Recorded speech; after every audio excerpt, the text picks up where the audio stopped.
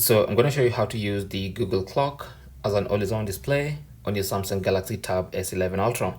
Now, first thing you need to do is go to the Play Store and install the Google clock. So just go and search. So just search for Google clock, this app right here. So have it installed. It's the official clock app for Google, which is normally found in the Pixel phones and whatnot. This app right here. So once it's installed, you can now go to settings. Under settings, go to display, and then under display, you will see screensaver.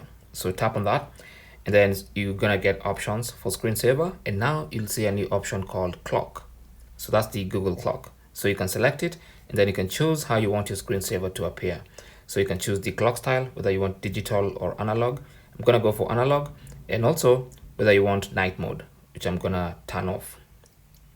Okay, so once you select your screensaver like that, you can even have a preview, and that's what it's gonna look like, just like an always-on display, but it's not really an always-on display. It's actually a screensaver that looks like an always-on display.